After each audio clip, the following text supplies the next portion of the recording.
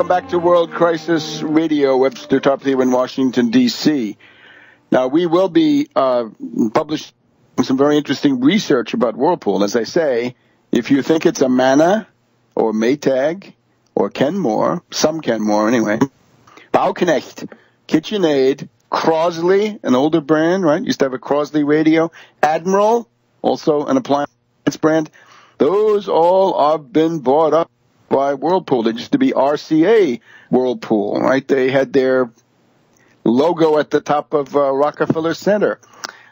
And then around that, I want to thank Kyle McCarthy for valuable research in this regard. And if you want to see some of Kyle McCarthy's research, please come to tarpley.net in the coming days. But between the Twitter feed and the actual website, we'll try to post some of this. It's also something called the Cornerstone Alliance. That's another part of it. And the Upton Foundation. So between Whirlpool Corporation, Cornerstone Alliance, Upton Foundation, the congressman is Upton, and then the cousin is from Chesapeake Energy with the highest inflated corporate paycheck, golden parachute in recent memory. That is the thing that runs this town. It's a company town. We have to remember this. And they are, these claim to be blue bloods, right? Vulgar and lacking in culture, as they obviously seem, right? Hooliganish, as their culture appears to be.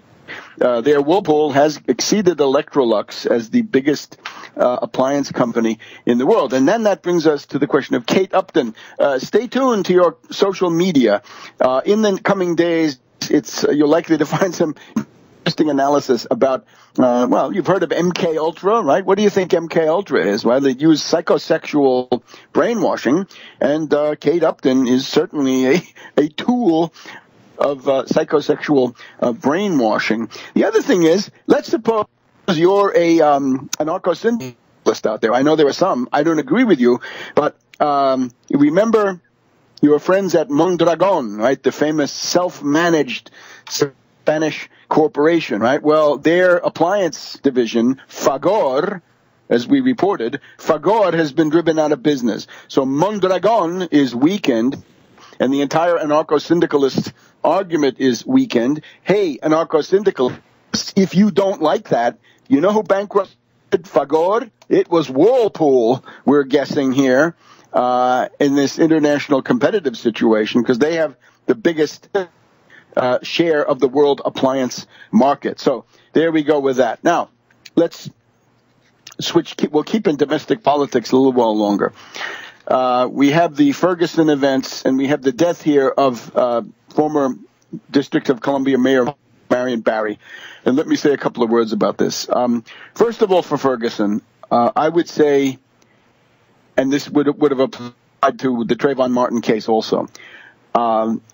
It's understandable that it's in some ways it's imperative that people will protest.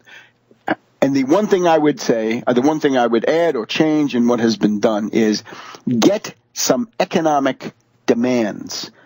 Go beyond the narrow boundaries of these outrageous cases and raise economic demands. How the situation of the black community, poor people, Hispanics, and others can be improved, and Wall Street has to pay for it. In other words, ways to shift wealth, Wall Street, and into these communities that actually need it, and shift the tax burden back into Wall Street. If we had 30 million jobs from the nationalized Fed, plus, I would say now another 5 to 10 million, looking more at the depth of this problem, you're going to need certainly 5 million summer jobs of the WPA type, of people who are otherwise going to have a hard time getting hired. And that's got to be the government. In other words, 30 million you're going to finance on your 0% long-term Fed credit, building infrastructure and any tangible physical production. But also, and this is what I think the Conyers bill represents, is that there are some people who don't have the skills. They don't have experience. They can't be readily integrated even into construction jobs. So for them, there's got to be between 5 and 10 million summer jobs.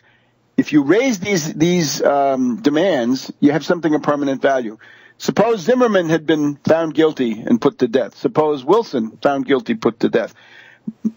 Now, Mayor Marion Barry, I met him once at the National Airport, and I also appeared once on a local television broadcast here in Washington, D.C., where I defended him. Remember that Marion Barry was entrapped.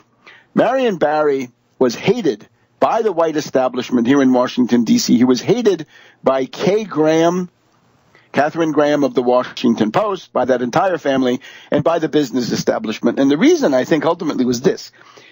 Marion Barry went to business leaders and he said, guess what, boys? You are going to provide a paid summer job to any teenager who wants one. White, black, anyone. Any teenager who wants a job is going to get one, and you're going to provide the jobs. They never forgave him. They hated him. All these people today, hypocrites, crocodile tears. It's all ridiculous. And the response then of the D.C. establishment and beyond was to create a Get Barry task force in the Department of Justice.